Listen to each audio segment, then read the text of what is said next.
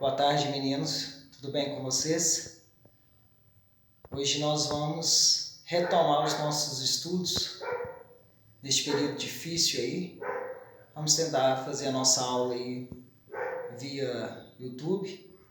Aí gostaria que vocês assistissem. Qualquer dúvida postem lá, para a gente poder ir tirando as dúvidas e ajudando vocês da melhor maneira possível. Hoje nós vamos dar uma relembrada lá nas propriedades dos radicais, na radiciação.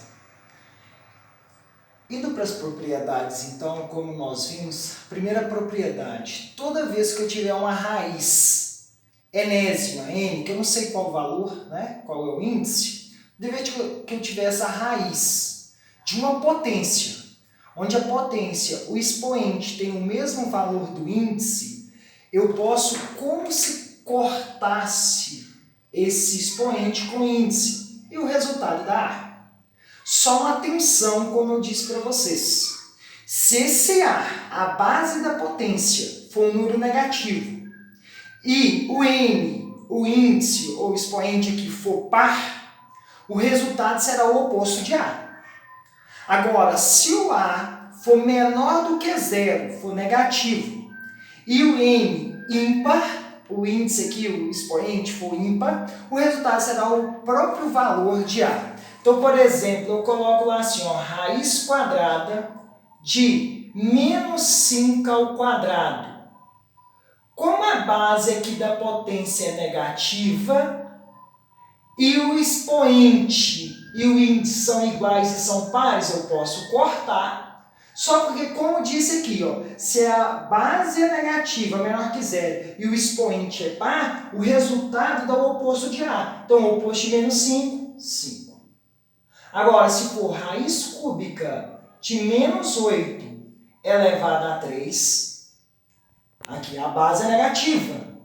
O índice é ímpar, o índice é 3 e o expoente é 3. São ímpares. Posso cortar, só que aí aqui nesse caso, como disse aqui, dá o próprio valor de A, então, ou seja, dá menos 8.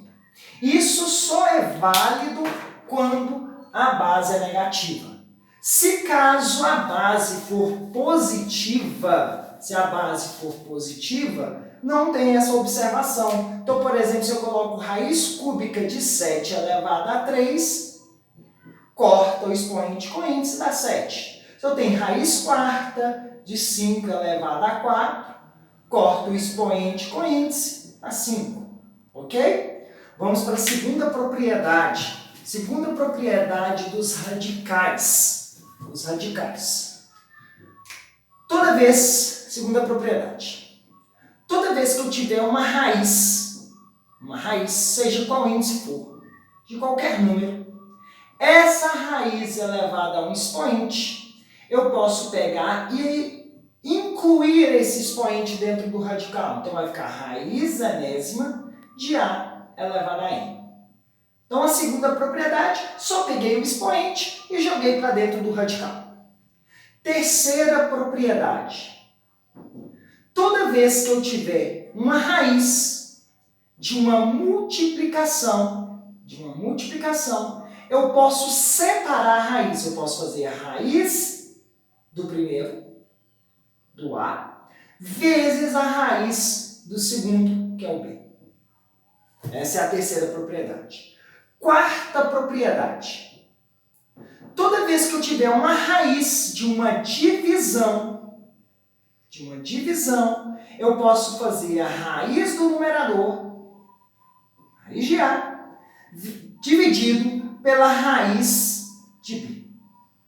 Sempre que eu tenho, então, uma multiplicação e uma divisão, eu posso aplicar essas propriedades. E a quinta propriedade e última, toda vez que eu tiver uma raiz dentro de outra raiz de um número A, eu posso escrever essas duas raízes em forma de uma só. Raiz, eu vou multiplicar os índices, então eu vou fazer m vezes n. m vezes n de A. Pronto. Essas são, então, as 5 propriedades dos radicais. Abraços, meninos, até a próxima aula. Próxima aula trarei exemplos aplicando as propriedades dos radicais.